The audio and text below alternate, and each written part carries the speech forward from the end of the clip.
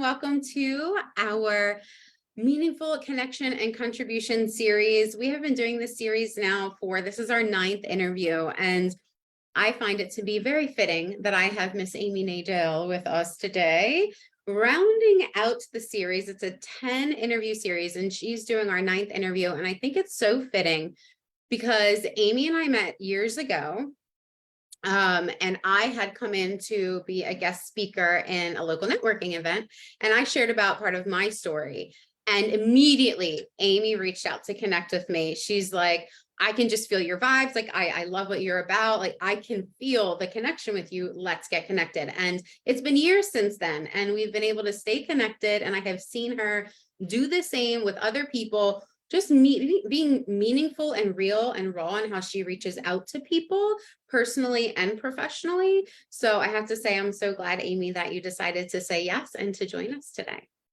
Well, I'm delighted to be here. And it's funny when you tell the story, I remember it completely. Like I totally fell in love with you.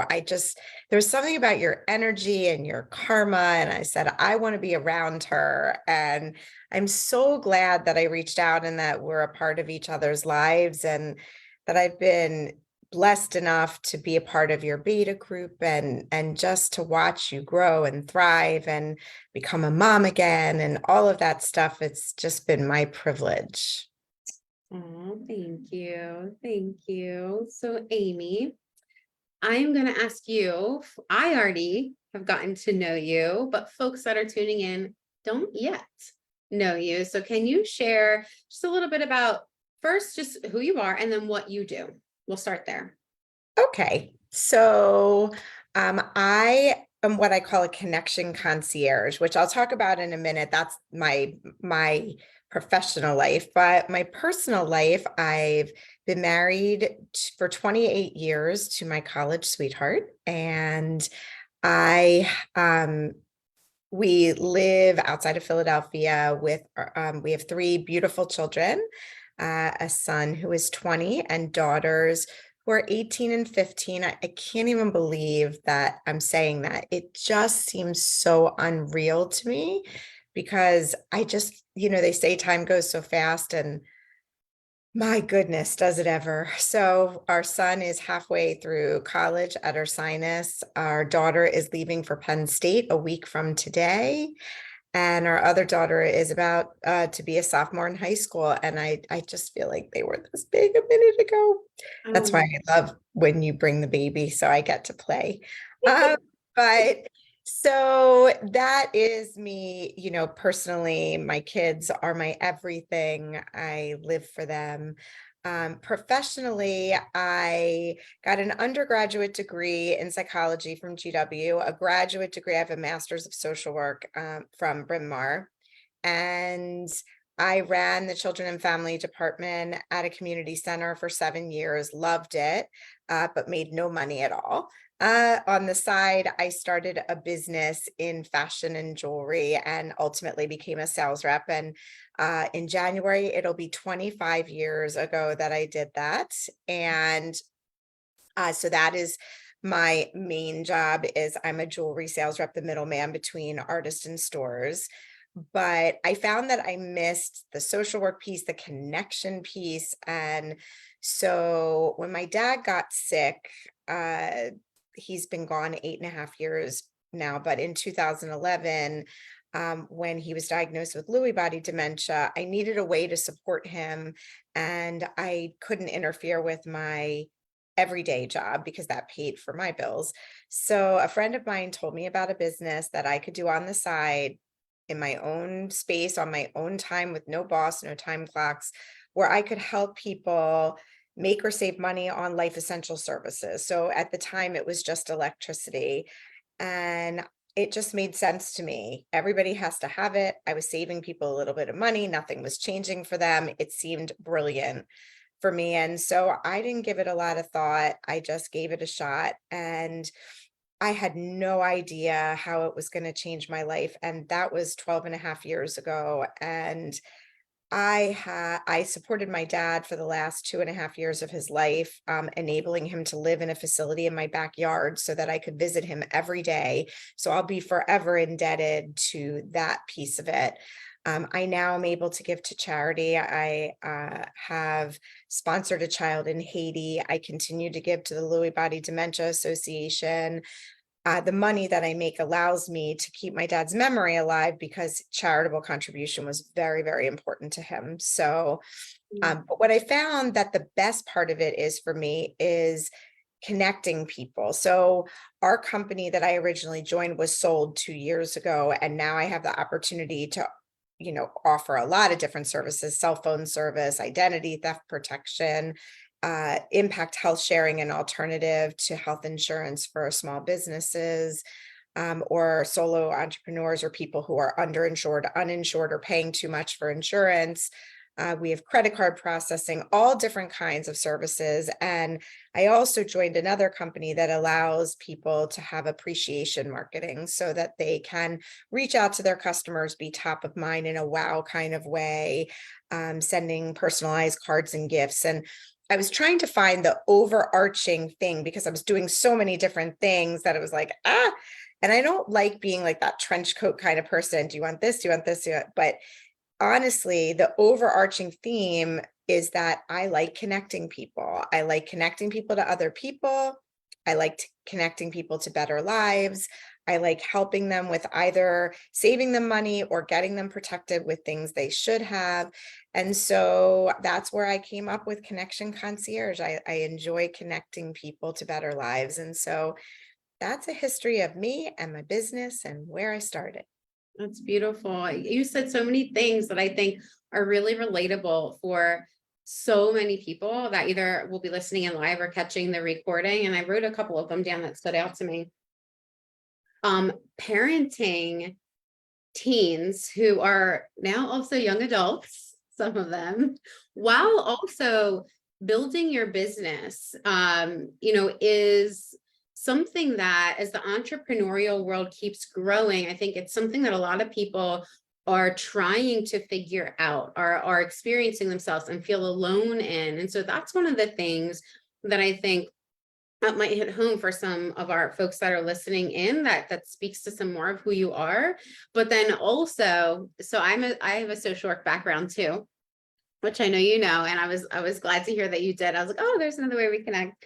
But having this social work heart, and I know you know what I mean by that, and other social workers tuning in will know what I mean by that. If you're not a social worker, think of it as like a compassion fueled type of like giving heart, right?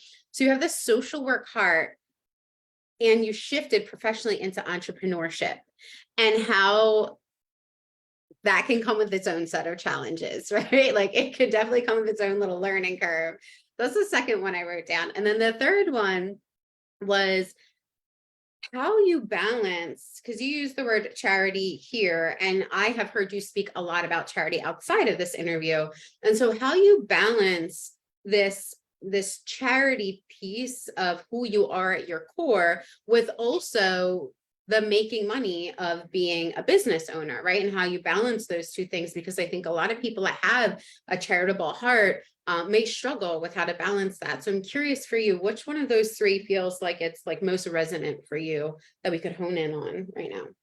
They kind of all resonate with me. I will tell you, for me, the charitable piece is just integrated in who I am. And I've done a lot of personal development, again, through my alternate business, has made me grow so much as a person. And it's not just about making money, but it's about developing as a person, which is why I've loved it so much. And as a person, I feel like I've learned if you help enough other people get what they want, you'll get what you want by default. And Zig Ziglar said it, I think. And that is the truth. If you come from a place of servant leadership that you just want to serve others and make their lives better, somehow it's either karma or, and I don't do things with the expectation of getting something in return. I just feel like if you can help enough other people, they just want to help you. And if they don't, that's okay too. At least you have them as a connection in your life that you never know. And it gives me such fulfillment to help somebody else that I don't worry so much about the money. I feel like the money will come. I can always make money. There are plenty of different ways to make money, but for me, my dad really helped me form who I am in that capacity. And so I miss him every minute of every day. Father's Day being yesterday is always so hard because I'm trying to celebrate my husband and I miss my dad so much and it's really hard. But that's how I keep him alive, is by making sure, that that is a part of who I am.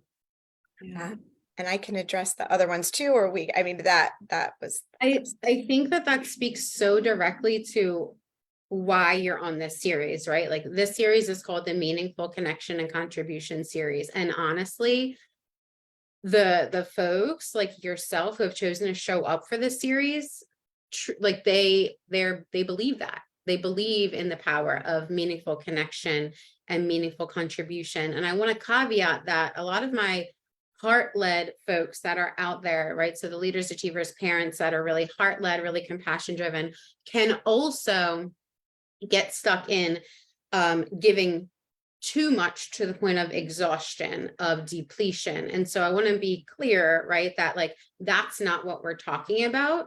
But it's easy to get sucked into, especially if you have that compassion heart. Is that something that you have experienced? you and I both know, we both experience that, and that we are always at risk for burnout. And, I overgive, and that gets me into trouble. Um, just because then I set this expectation from people that they expect me to give, and it makes it really, really difficult when that happens. I run a charity that helps children with special needs from lower income families, and it's always been really, really special to me.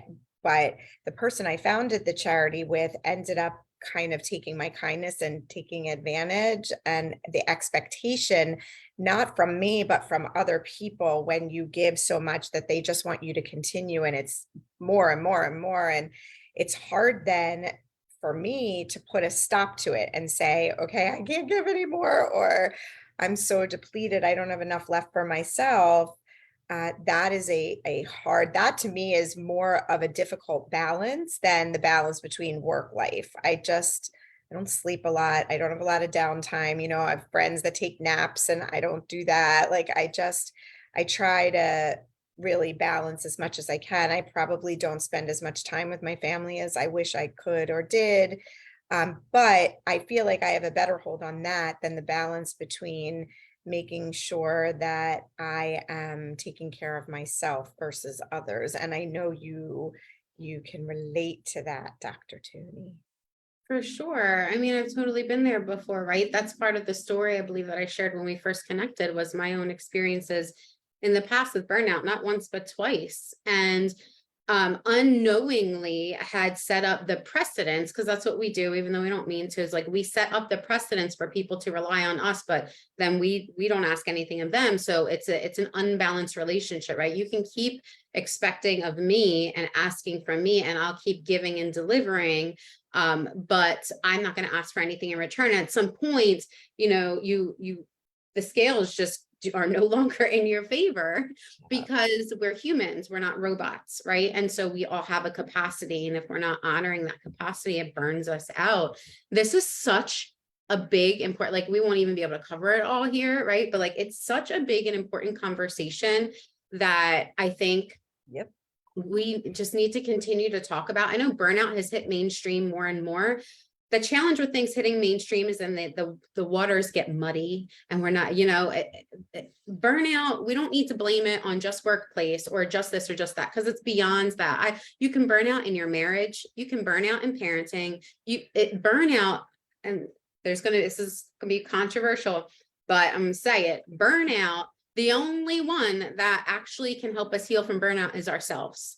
Even if there is systemic issues that are affecting it, that are contributing to it, it's still us, that we're the only ones that can get ourselves out of burnout. And if we're constantly like looking at the workplace or the system saying it's their fault, yes, we need to hold them accountable, but they can't change our internal state or capacity for us, right? And that was a hard thing for me because I'm like, but I'm already doing everything. Like Yeah, I always knew it was my own. Like I tend to internalize and make everything my fault. So I don't blame anybody but me. And I know I get myself here. I am very, part of the beauty of the social work degree. And people would say to me, why are you doing what you're doing? Like you don't even use your social work degree. And I use my social work degree every day, not just in the giving heart piece, but in the dealing with people piece. I mean, people are all different kinds of crazy in all my businesses. And it has really helped me learn things like starting where the client is, listening more than talking, and being able to deal with all different kinds of personalities. So that has been really helpful, but I don't look to anybody else. I know a part of the beauty of that social work degree is it's taught me to be pretty insightful. So not only am I insightful where I met you and knew your energy, like I just have an intuitive nature to know that you were somebody I wanted to be around. I also am very intuitive about myself and my weaknesses and where I get into danger. It doesn't mean that I'm very good at correcting it, but I'm always trying and I am aware of it. And that I think is a beautiful thing. It's also a really challenging thing because then it adds that internal pressure, right, upon us if we're beating ourselves up. Often a lot of folks I think can contribute to that, like understand what that feels like, this large inner critic that just keeps getting louder and louder and louder. And so it's even whether we're pointing the shame or blame out or we're pointing the shame or blame in, it's still right. It's still going to make it feel really heavy, and it's still going to make the burnout feel more and more and more. And it's a really challenging thing for people to navigate. Is there, would you say, like something specific that has helped you navigate that while you're also being mom, being wife, building your business? Well, personal development has been really helpful. I don't listen to the news. People laugh at me and say I live under a rock, and I live there purposefully. I feel like if it's something major like a war or fires in Canada, like I'll hear about it. But I don't want to purposefully put myself in a position to hear negative, this fire, this rape, this murder. It doesn't help me, and I don't need to know. So I fill my head with positive things. I listen to Darren Hardy and John Maxwell every day. I am a huge lover of Mel Robbins. I love listening to your stuff, and your YouTube channel developing is going to be wonderful for me. And so partly I have to fill my head, with good stuff to keep myself from doing that. And the other thing is I think everybody in the world should be in therapy. I really do.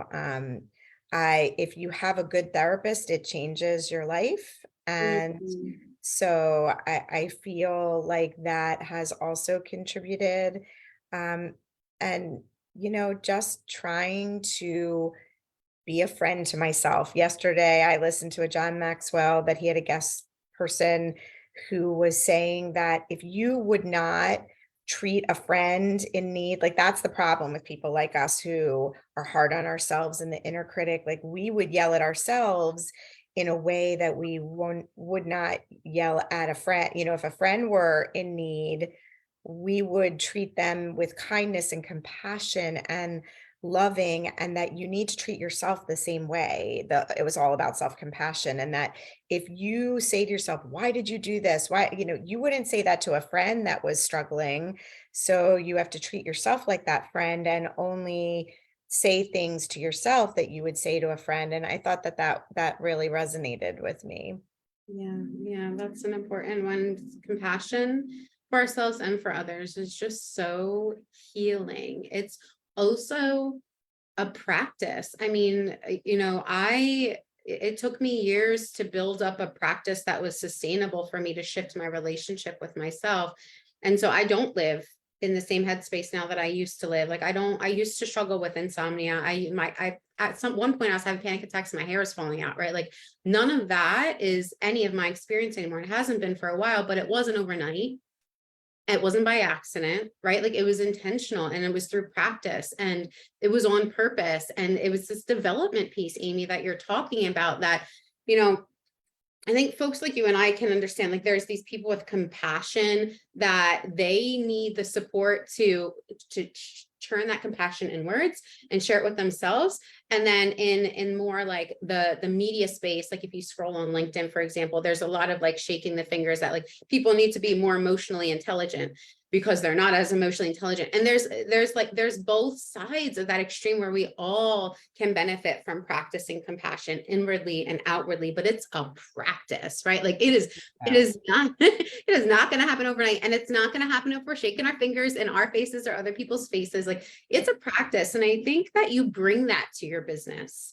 I think that you bring that compassionate, connected, like contributing heart to your business. When someone comes to you and they're like, I don't really even know what you do because you connect people to all these different things, but maybe I feel like you could help me. And then they just start talking with you. Does that ever happen to you? Yeah, it does. I mean, I really care about people, what I do, especially in my side business, is not necessarily so sexy.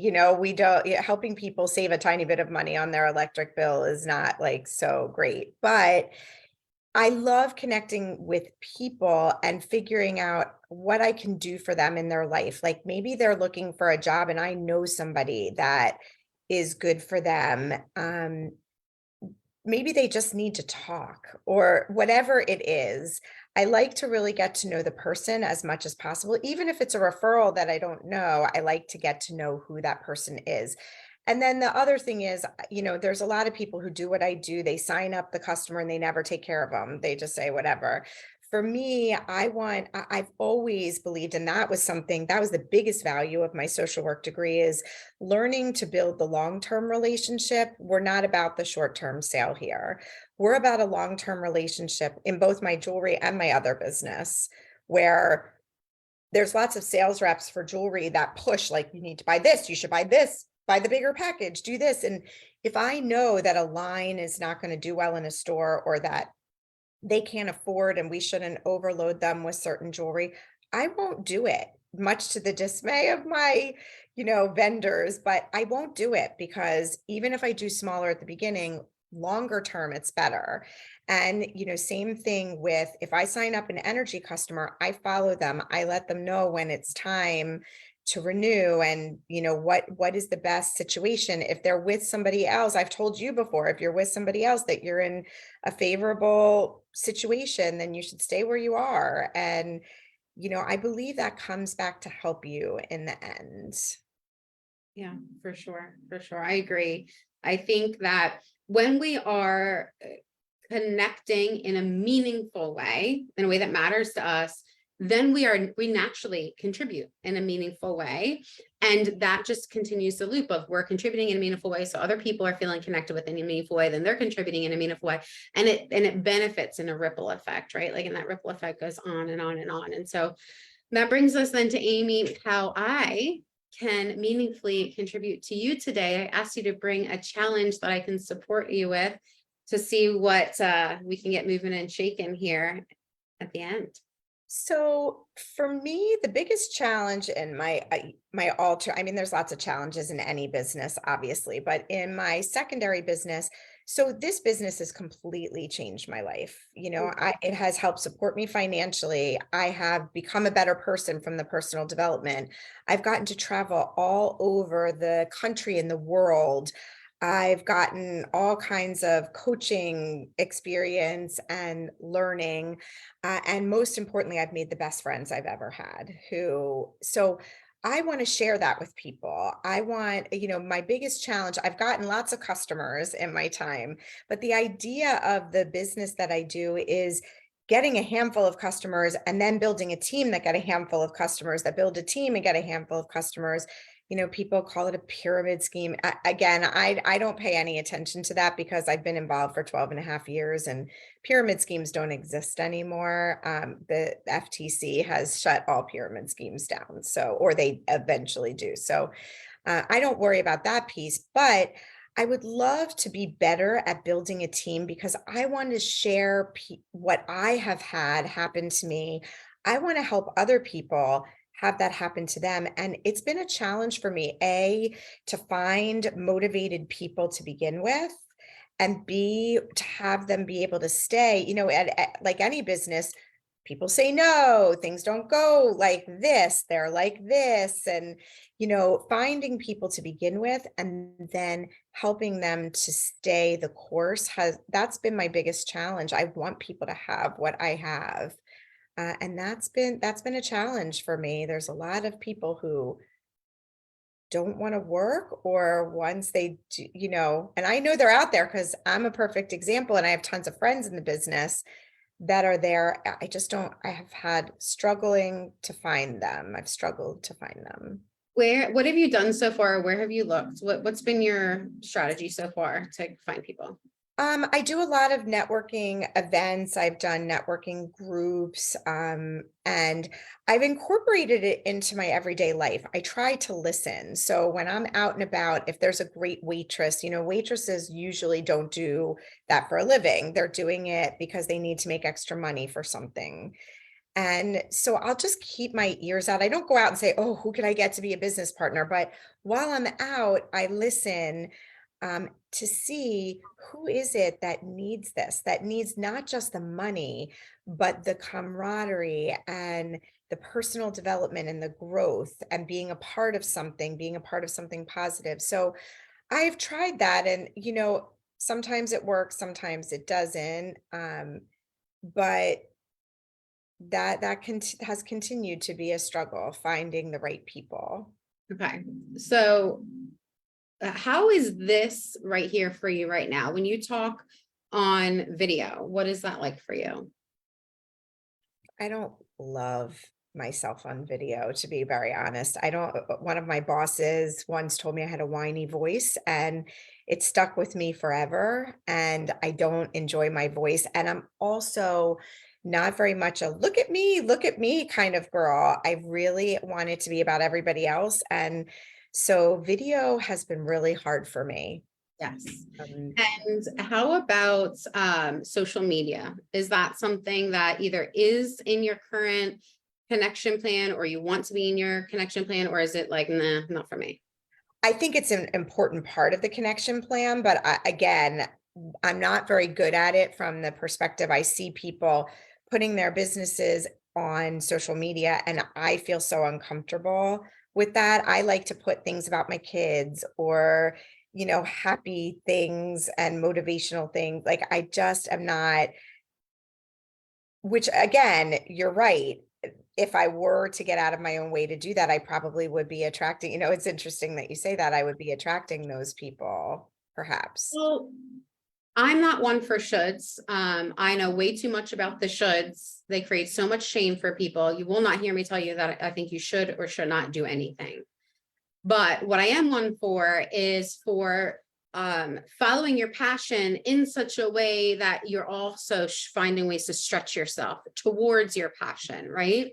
And Mhm. so what I hear you saying are words like motivational things, happiness, camaraderie, personal development, growth, sharing with others, sharing about others.